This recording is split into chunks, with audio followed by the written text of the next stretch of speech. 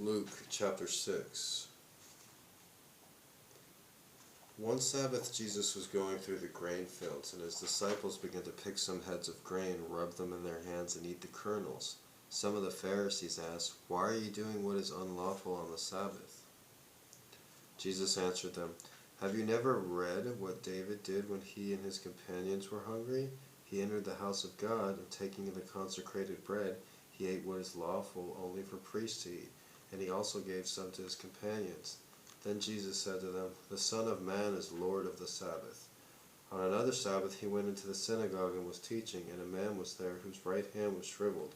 The Pharisees and the teachers of the law were looking for a reason to accuse Jesus, so they watched him closely to see if he would heal on the Sabbath. But Jesus knew what they were thinking and said to the man with the shriveled hand, "Get up and stand in front of everyone." So he got up and stood there. Then Jesus said to them, "I ask you, which is lawful on the Sabbath, to do good or do evil, to save life or to destroy it?" He looked around at them all, then said to the man, "Stretch out your hand." He did so, and his hand was completely restored. But they were furious and began to discuss with one another what they might do to Jesus. The 12 Apostles. One of those days Jesus went out into the hills to pray, and spent the night praying to God. When morning came, he called his disciples to him and chose 12 of them, whom he also designated apostles: Simon, whom he named Peter, his brother Andrew, James, John, Philip, Bartholomew, Matthew, Thomas, James, son of Alphaeus, Simon, who was called the Zealot, Judas, son of James, and Judas Iscariot, who became a traitor. So there was 2 Judases.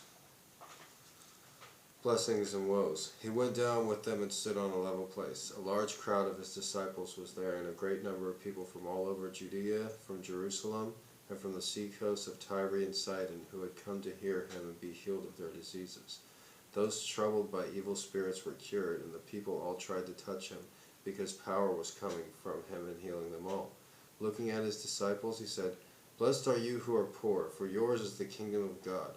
Blessed are you who are hungry now, for you will be satisfied. Blessed are you who weep now, for you will laugh. Blessed are you when men hate you, and when they exclude you and insult you, and reject your name as evil, because of the Son of Man. Rejoice in that day, and leap for joy, because great is your reward in heaven, for that is how the fathers treated the prophets. But woe to you who are rich, for you who have already received your comfort. Woe to you who are all well fed now, for you will go hungry. Woe to you who laugh now, for you will mourn and weep. Woe to you when all men speak well of you, for that is how their fathers treated the false prophets."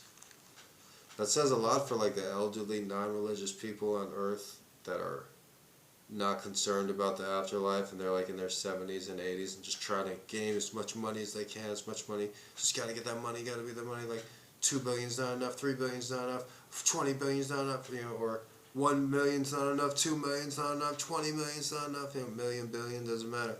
I'm thinking of my father in particular, like, well, you can't take it with you. Love for enemies. But I tell you, but also, I was thinking about my father in the verse, bad fruit only makes bad fruit, and good fruit makes only good fruit. So what? Am I my father's bad fruit? Love for enemies. But I tell you who hear me, love your enemies. Do good to those who hate you. Bless those who curse you. Pray for those who mistreat you. If someone strikes you on one cheek, turn to him the other. Also, if someone takes your cloak, do not stop him from taking your tunic. Give to everyone who asks you, and if anyone takes what belongs to you, do not demand it back. Do to others as you would have them do to you. If you love those who love you, what credit is that to you? Even sinners love those who love them. And if you do good to those who are good to you, what credit is that to you? Even sinners do that. And if you lend to those from whom you expect repayment, what credit is that to you? Even sinners lend to sinners, expecting to be repaid in full. But love your enemies, do good to them, and lend to them without expecting to get anything back.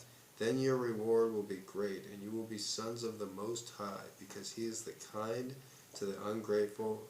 He is kind to the ungrateful and wicked. Be merciful, just as your Father is merciful.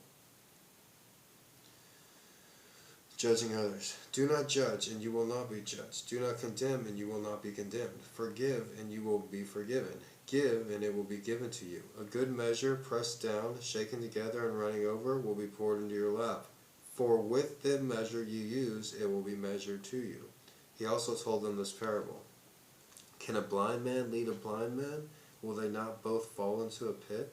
A student is not above his teacher, but everyone who is fully trained will be like his teacher.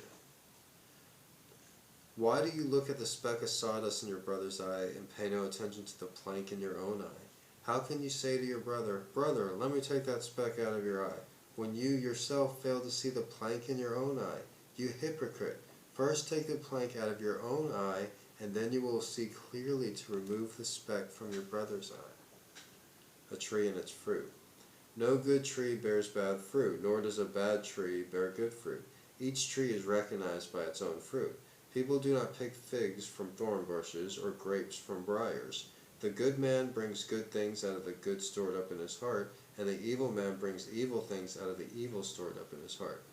For out of the overflow of his heart his mouth speaks. One thing, I guess, my mother was a very good Christian, a good person in general, and she would say about my father, like, he's not all evil. He may seem like he's 100% evil, but he's not 100% evil. She would say that. And I don't know if that was just wishful thinking, because she wasn't the best mom in general. That's why she didn't have custody of us. She had schizophrenia. Anyways, the last paragraph here is the wise and foolish builders. Why do you call me Lord, Lord, and do not do what I say? I will show you what he is like who comes to me and hears my words and puts them into practice. He is like a man building a house, who dug down deep and laid the foundation on rock. When a flood came, the torrent struck that house but could not shake it because it was well built. But the one who hears my words and does not put them into practice is like a man who builds a house on the ground without a foundation. The moment the torrent struck the house, it collapsed and its destruction was complete. So, you really want to take this word, the word, and put it with a strong house, a strong foundation. And I can see, since I was such a different man 10 years ago in my 20s, and 20 years ago in my teens, I was a very different person. And you could tell that if I had started a family then compared to starting one now, the outcome would be a lot different. So.